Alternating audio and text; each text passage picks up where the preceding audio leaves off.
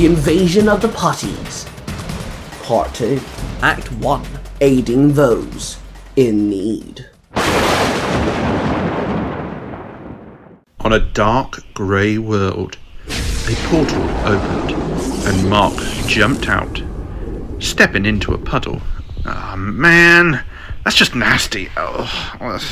A shock came from his pocket.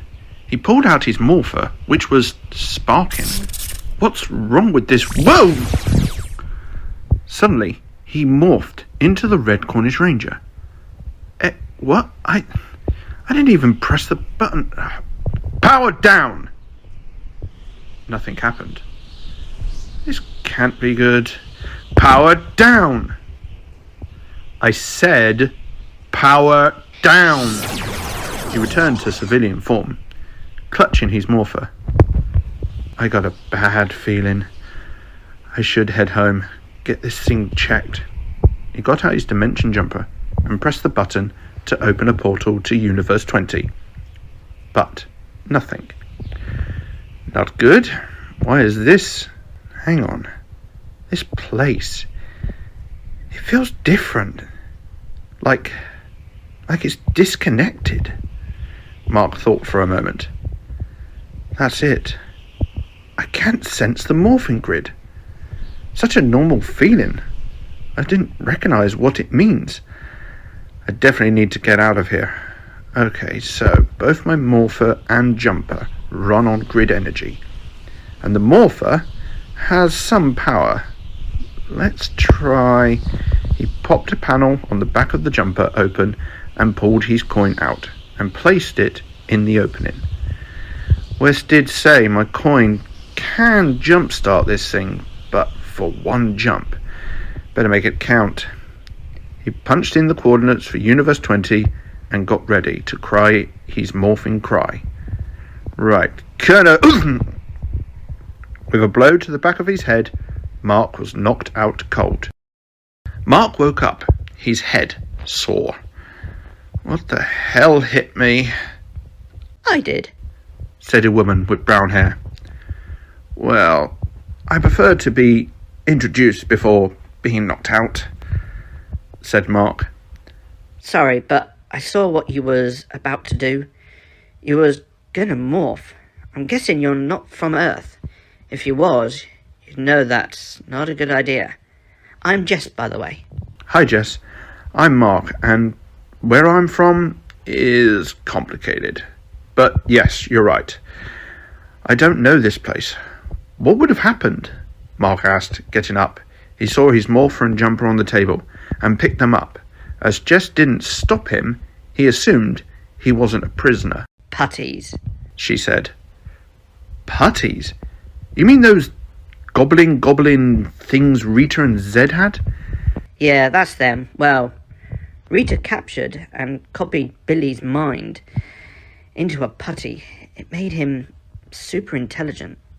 The Putty Supreme. It took over everything. Killed the Rangers and Rita and Zed. All of them, said Jess. And why is morphine bad? Asked Mark. They can sense the morphine energy. The reason they're dormant is because they absorbed it all. If they sense you have morphine energy, they'll come for you. Come for your energy. Unfortunately, this device, namely this one, Mark showed her the dimension jumper, needs grid energy to run. When you knocked me out, I was actually trying to jumpstart it with my power coin, which has some power in it. What does it do? Asked Jess. Well, you said you thought I wasn't from Earth. Well, I am, just not this one. I'm from an Earth where none of this happened, Mark explained. Another Earth? Like different dimension? Said Jess, a strange look in her eye. Could you take me there? There's nothing keeping me here. Mark looked at her. For some reason, he had reservations about her. He couldn't put his finger on it. Well, first, we need to open a portal. And if you're right about the putties, we won't have much time. Is there a open field or something, nice and open, we could jump from? Yeah, not far from here. Let's go, she said, very eagerly. They headed out and walked to what looked like a car park. Mark looked around. He didn't notice when he arrived. The clay, dripping from the buildings, lampposts. Even the puddle he stepped in must have been clay liquid. This will do, said Mark. Right, get ready. We just need to... Everything went dark all of a sudden. Next minute, Mark woke up in some kind of cell with a banging headache. Remind me to leave a review on Dimension Reddit. 2 knockouts of, I hope, 2. Jess was in the same cell with him. What happened? Mark asked. Them. Jess pointed. On the other side of the bars were 2 putties, standing guard.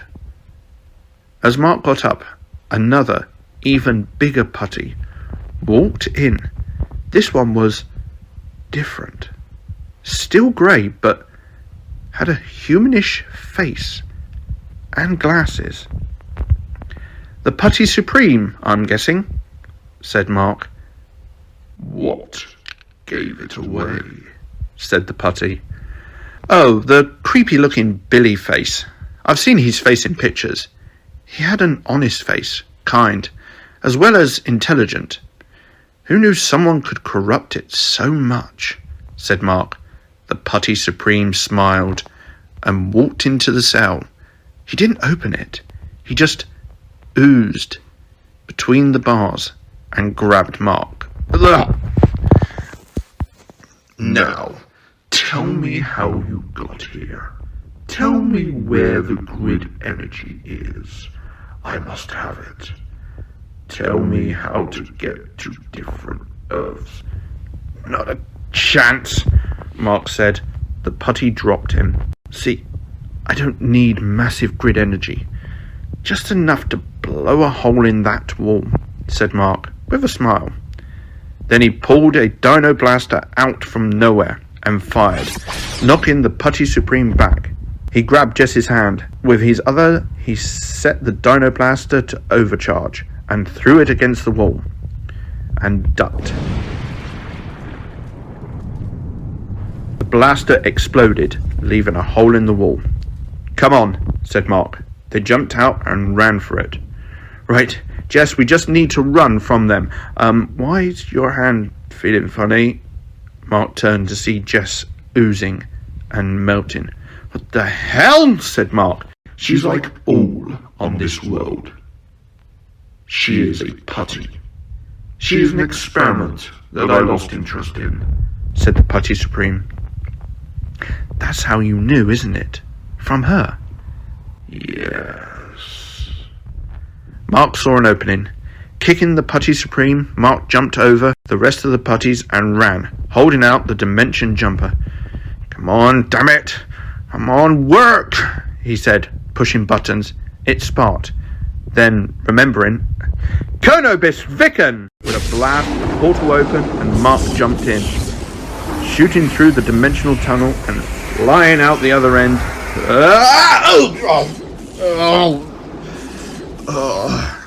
Okay. Wait. Okay. That can't be good. Mark looked at the portal he just came out. It's still open. Why is it still open? Then 2 arms pushed through, grabbing the side of the portal and ripping it open. Mark could clearly see the putty world on the other side. This isn't good, said Mark, as the putties poured through the rip. Mark finished explaining his tale, then took a deep breath as everyone in the room looked at him, some dumbfounded, some in awe. Thank you, Mark, for explaining your story with us. Mr. Pocket nodded, then he turned to the room. Alright, boss. Now what? Thunderstruck asked. Now we must make a plan of attack, Mr. Pocket told everyone. What's the plan, boss? Have all of us work together or what? One-Up snapped. He threw a glare at Nightwing and his crew. Got a problem with us being here, do we? Arsenal growled at One-Up. Maybe I do? One-Up barked, clicking his knuckles. Roy, pack it in. The Mutants for Hire aided us once. We can work with them again. Nightwing said, placing his hand on Arsenal's shoulder. Arsenal looked at Nightwing and nodded. One-Up has a point, boss. There's a lot of suits in here. Thunderstruck muttered. Says the mutant with a lot of backup. The Red Lantern barked, looking over the Mutant for Hire boys, Gambit, Sabretooth, and Pyro. Don't get me involved, girl. Sabretooth growled at her. Hang on, why have we got supervillains here? Robin barked. Hey, watch your tongue, Captain Cold threatened. Everyone stop! There are no labels here or factions. We need to band together and destroy that putty world that threatens our own. As of now, we have one team and one goal, Mr. Pocket yelled. Everyone looked at one another and sighed, looked rather awkward, and then nodded in agreement. If I may step in, us Power Rangers usually have a team. I once had a team. And we worked together, no matter what differences we had, or what happens off the battlefield. We did everything to defend Earth. And sometimes, it wasn't our Earth. Mark said. I say we try it out. If we fail, then we stand up and try again. Gambit muttered. Mr. Pocket walked over to his four boys. Boys, please, I say this now. I don't usually trust superheroes myself, but right now we need every single person in this room, including yourselves, Mr. Pocket said gently. We get it, boss. We'll play nice. Cardio muttered. Yeah, sure thing, boss. One-Up said. We got this, Dad. Close sighed. We can make this work. For now. Thunderstruck said, glaring at the heroes in the room. Okay, good lads, Mr. Pocket said, with a smile. Then he walked towards the desk and pressed a few keys, and suddenly a huge holographic screen projected above everyone for all to see. Okay, so we have a planet who's projecting portals. Only thing is, they are very unstable. Good enough for putties to fall through, of course, being made of enhanced clay and all, but not good for human beings and the such, people made of flesh and bone. It wouldn't work, Mr. Pocket explained. A showing of the portals all over the world was on the holographic screen. So we make a portal for us? Spider-Man questioned.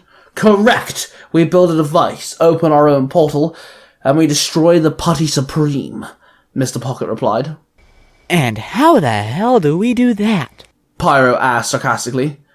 We build it with the aid of the city of Atlantis and Wakanda, Mr. Pocket told him. You cannot be serious. The kings will not help us, Doctor Strange told them. Well, they will once we aid them. They are gonna have putty invasions, Mr. Pocket told him. Kelder will be one tough nut to crack. Nightwing noted. Hasn't Wakanda also hidden themselves away? Alfred asked. Yes, I admit there is a lot at stake here, and it'll take some time, but we must try at least, Mr. Pocket said. What about the people, the helpless, the defenseless? They are everywhere? Vixen asked. I have that covered as well, Mr. Pocket said with a snap of his fingers. He pressed a few more keys and the screen revealed a gigantic set of helicarriers. These were gifted to me by the one and only Nick Fury. I have deployed them across the world. They are 10 times bigger than the original helicarriers, and with the help of the United Nations and the militaries, we have started boarding civilians onto them. They are built to house the civilians of Earth for a while, Mr. Pocket explained. Alright, Pocket, break it down for us bit by bit, Isaac said. If you will, Mr. Pocket, I can aid you here. Alfred offered and sat down at the computer and started typing. Thank you, Alfred. Okay, so here we go. Mr. Pocket started as Alfred typed away, the screen changing as he spoke. So I will split you guys into groups.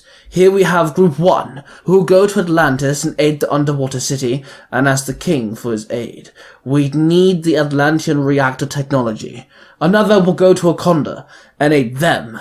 You'll ask for the king's aid and of course their use of vibranium. Then the Group 3 will be the heavy hitters, on the ground, jumping from city to city, wiping out the bigger groups of putties, aiding the militaries of the world in securing the transports to the helicarriers. Smaller vessels, so to speak. They'll be in the heat most of the time.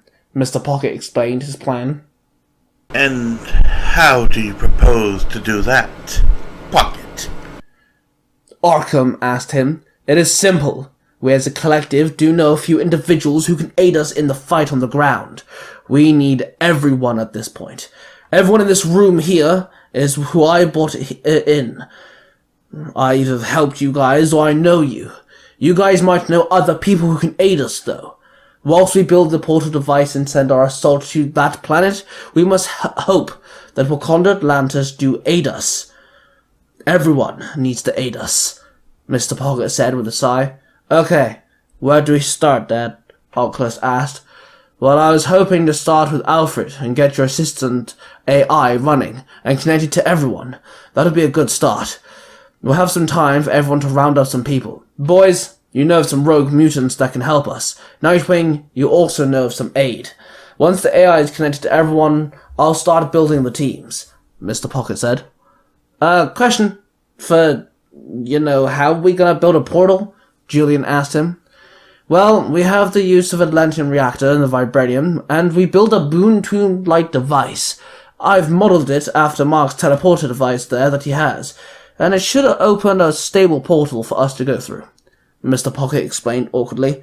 Pocket, I hate to say this, but that would require a massive amount of power, Spider-Man butted in. I know. Unlucky for us, we have 2 of the Infinity Stones in this room, and I know of a third one. It is coming to our aid now, Mr. Pocket told him. Everyone looked around awkwardly, gazing at each other, trying to figure out who had one of the Infinity Stones. Enter my glory and behold my power. Dr. Dead jumped out and pulled the time stone from around his neck. And I have this, Soma said, breaking his silence, holding out his dual disc with the reality stone fused to it. Oh, great, well that's that, Robin said, rolling his eyes. Okay, guys. Do your stuff. Alfred, if you mind. Staying around. Nightwing, my boys, good luck. And in the meantime, prepare yourselves for Atlantis and Wakanda, Mr. Pocket explained. Nightwing walked up to Mr. Pocket. I'm confused. Who you think I know who can help? Nightwing stated. You're not confused, Dick. You know exactly who can help, Mr. Pocket said without even looking at him. Then suddenly, it dawned upon Nightwing who Mr. Pocket was on about. Oh, come on, man. That's unfair. Nightwing whined. Nightwing and Robin rode on the Batcycle and rode up to the big gates to the House of the Dragon, the house of Ra's al Ghul. Nightwing and Robin climbed off the bike and walked up to the gigantic set of double doors. I don't know why I have to do this, Nightwing complained, especially because you told him to go F himself and then never talk to you again. Robin chuckled. You are not meant to enjoy this, Nightwing snapped. I'm sorry, but this is so gold. Robin laughed. Suddenly, a row of assassins appeared on top of the wall. All of them aimed their bows with flaming arrows. In the centre of the row of archers was Ra's al Ghul himself. Hello, Dick Grayson. Why'd you approach my house? Raj called out. I wouldn't be here if it wasn't necessary, Nightwing called up to him. I'm assuming you're talking about the grey clay things falling out of the sky? Ra's asked. I am. They are called putties, Nightwing replied. My league handled these putties very well. Why would I need you? Ra's asked bluntly. It is not you who needs me. It is the world who needs you. You have an extremely well-trained army, and the world is at stake here. Nightwing told him. You make me laugh, Dick. but I do want to see this world burn. My father worked hard to protect this planet, so shall I. Race sighed. Do not bring Bruce into this. Nightwing barked, with a hint of venom. Now, Dick, as the blood son of Batman, I have a right to mention him. You want my help? Then fine. Let me see how the last year has treated you. I want to test the next new Robin as well. Race growled. Yo, what did I do? Robin yelled. Let's just get this done. Keep close. Keep your eyes on them. I know Damien, and he's a sneaky bastard. Nightwing demanded as he pulled out his extremist sticks off his back. Yeah, I got it. Robin nodded. I give you 4 members of my league. The best of the best. My trusted generals, so to speak. Raj explained. Then the 4 assassins jumped off the wall and slid down the ledge. As the archers withdrew their arrows, the first general landed in front of the duo. His robe was sleeveless, and he has a razor-rimmed hat on. I give you Kane Lau, the best martial artist under my ranks, Raj called out.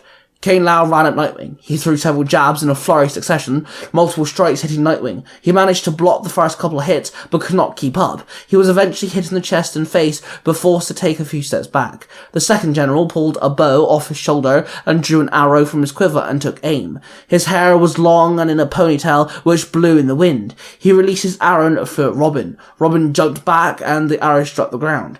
Then the archer jumped off the wall that he hung off, and Robin noticed his bow was different to the others. This is Hanzori Shimada. His clan is known for their connection to the spirit realm, and they are well-known ninjas, Raz explained. Hanzori fired another arrow, then another. Robin pulled out a couple of batarangs and threw them, and they collided with the arrows. Then Hanzori shot an arrow which Robin rolled forward and dodged the attack. Dude, I hang out with archers on a daily basis. You missed, Robin cheered. Then the arrow hit the tree behind him and shattered into several neon blue darts, which bolted back towards Robin. Robin turned around and ducked and rolled and blocked some of the incoming attacks, but one managed to catch him in the leg. He grunted and fell to the floor. Then Hanzori strapped his bow across his torso, then ran at Robin and kicked Robin in the face, making him roll backwards. He managed to stagger to his feet, then blocked the next strike. Then Robin fired his grapple hook, which struck Hanzori's chest. He pulled Hanzori in, jumped up, raised his other knee, and smacked Hanzori in the face. Kane Lau was in a tough spot with Nightwing.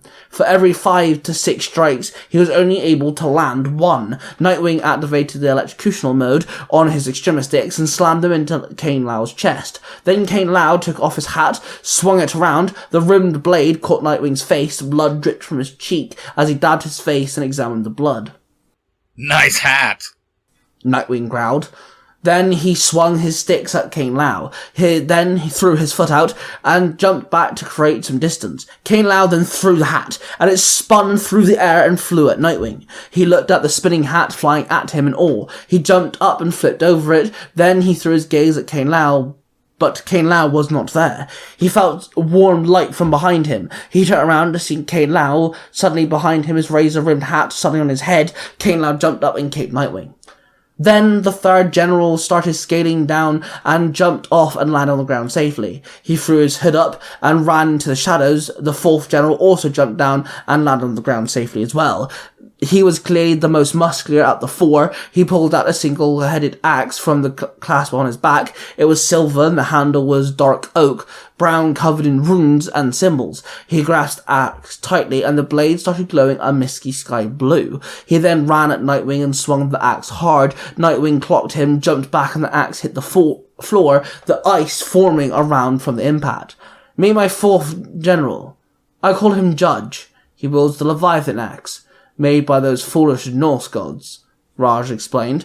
Judge swung his axe, skimming Nightwing's legs. Robin jumped up and swung a kick at Hanzori, then spun around and swung another kick. Hanzori blocked both attacks, but Robin managed to push him back enough to run off to Nightwing's aid. When suddenly someone landed in front of him, it was the hooded general. He grabbed Robin, spun him round, and with a flick of his wrist, a blade popped out from his forearm, and he held the tip of the blade to Robin's throat.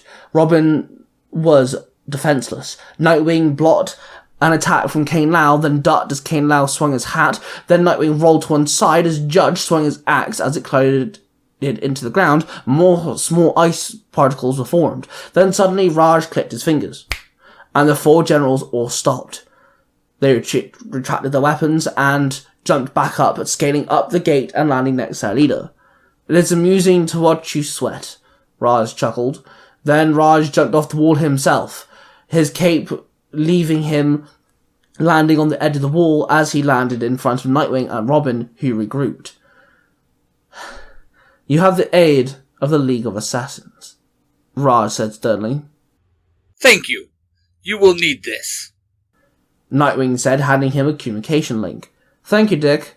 Father would want me to aid you and lend the world my resources.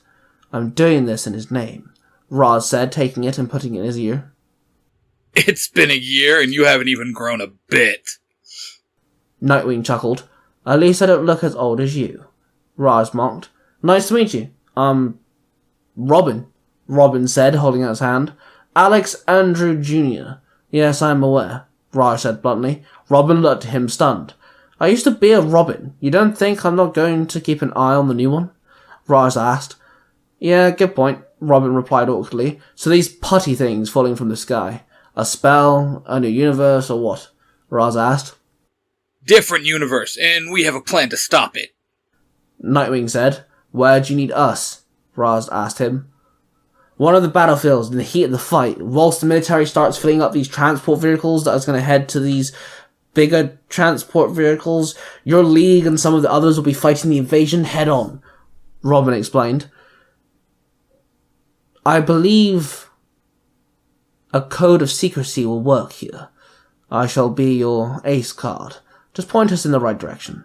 Raj grinned. This doesn't change anything. You know that, right? Nightwing told him bluntly. "Obviously," Raj said sarcastically. Suddenly their communications started beeping. Robin and Nightwing pressed their links. Thanks, Alfred. We'll head to the collection point now. Nightwing replied. Then Nightwing turned to Raj one more time. We will see you on the battlefield. Do not disappoint. Nightwing barked. "As always, the famous Dick Grayson has to be a jerk." Raj chuckled. Both Nightwing and Robin both climbed onto the Batcycle and sped off and headed to the collection point. Cardio sneaked into the basement to a closed-down shop. There he found a bunch of medical equipment and a girl laid on a bed. Her name was Ember, and she was a mutant, who was altered by her mutation gene, making sections of her skin formed into scales. She also grew wings and a large tail. She also had horns on her head, and she grew the ability to breathe fire. She kind of resembled a dragon. Cardio had spent the last couple of years trying to reverse or aid the process, or try to at least hide it, so she can not scare so many people. Hence why she hid it away in a basement to a closed-down shop. "Hey, Cardio!" Ember muttered. She rolled over and sat up. "Hey, how's you?" Cardio asked. "Good, thanks. Here with another test shot?"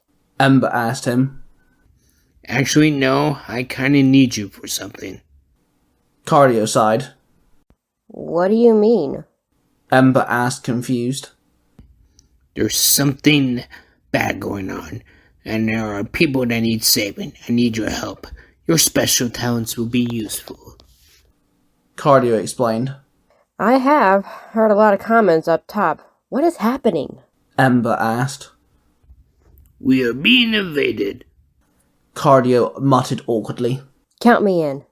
Ember cheered. She then stood up, and the harness around her torso snapped off as her wings and tail extended from her. Her red scaly skin around her arms and legs and her cheeks started shimmering with heat. "Good. Now let's go."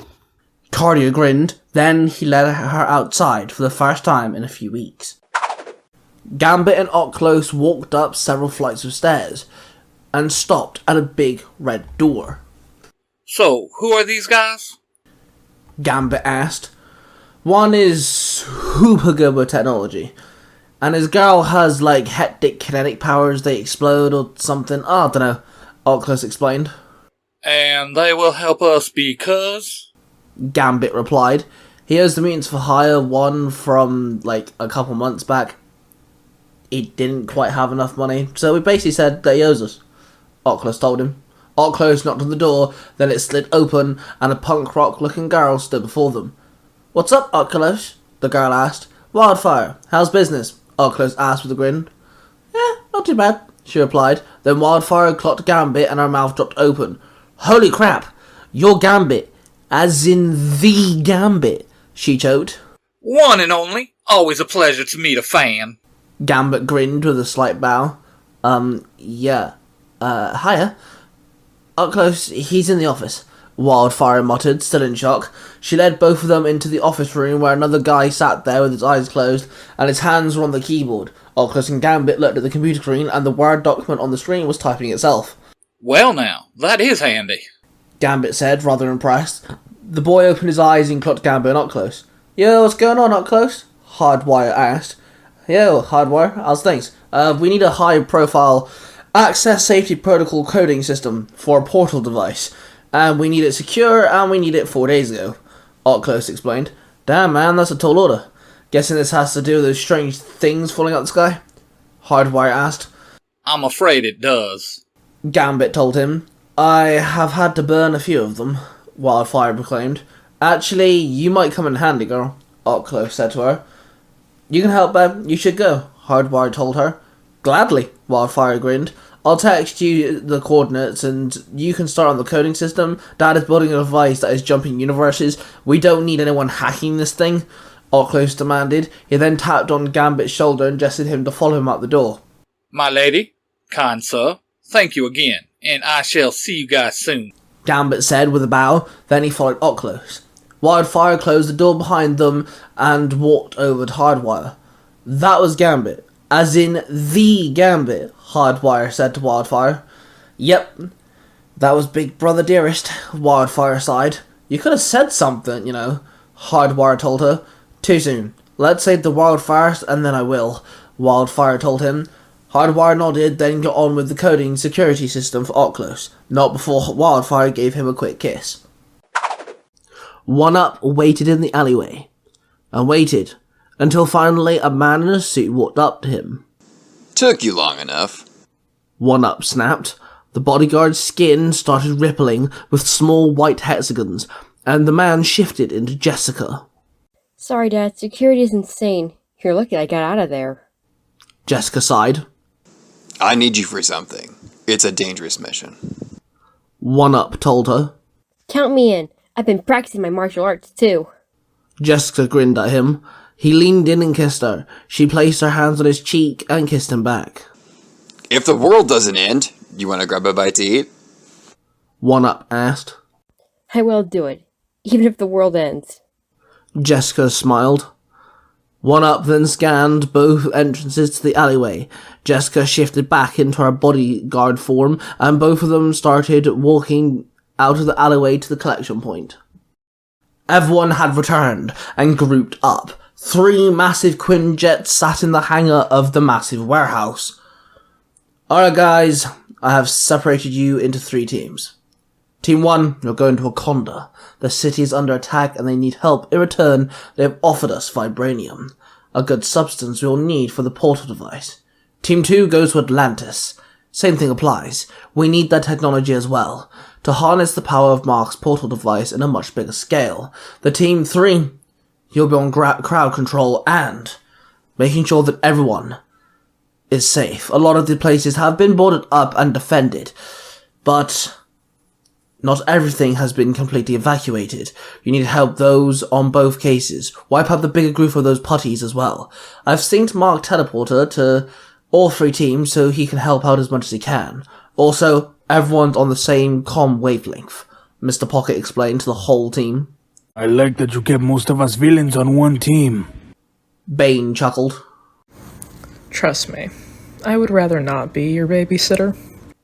Black Canary moaned.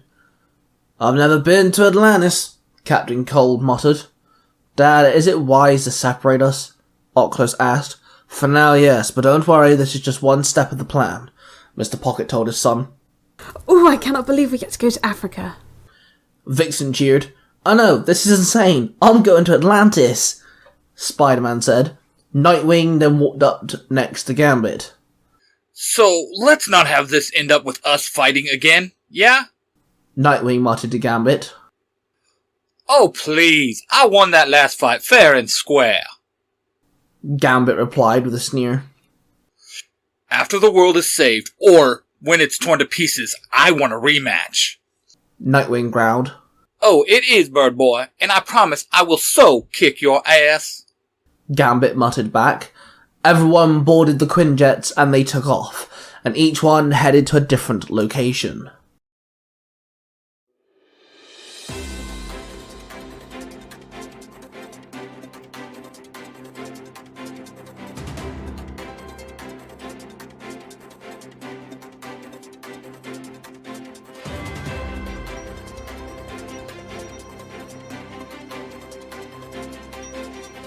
Ladies and gentlemen, there is no time for formal introductions at the beginning of our show today. I'm telling you, you all have to get somewhere safe. There are putties falling from the sky. Ladies and gentlemen, those things you see, oh my god, that is the portals. We don't even know where they're coming from. We do not know where they're going, but they are causing destruction. Ladies and gentlemen, there are people around to help you. There's plenty of superheroes around, and also there's the helicarriers. You need to get yourself somewhere safe. You need to go there. Oh my god, a bulldozer is over outside the window!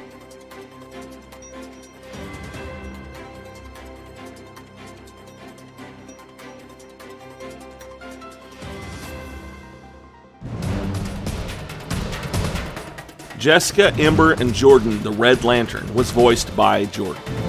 Jack, the Orange Lantern, was voiced by Crimson. Soma Noir was voiced by Ghost Galaxy Cosplay. Bane was voiced by Draco de Valentine. Scarecrow was played by Franken Sauce. Pyro was played by Cosplay Sun 637. Arson was played by A-Crown. Black Canary was played by Decent Hugs. Ghost Rider and its host Kit was played by Oni Guy. Vixen was voiced by Naomi Edwards, Ty's stepmother. Felicia Hart was voiced by Kat Osborne. Cardio and Venom were voiced by Ethan. One Up and 1/3 of Dr. Dead's voices was played by the J Dragon Hart. Arkham was voiced by DJP voiceover. Thunderstruck was voiced by Austin, aka XX Dark Angel 69. Nightwing and Gambit were voiced by Cosplay Dude 637. Sabretooth, Alfred, 1/3 of Dr. Dead's voices. Also, the Red Cornish Ranger was voiced by Mark, the Red Cornish Ranger himself. Everyone else was voiced by the writer and storyteller, your host, Ty Tiger.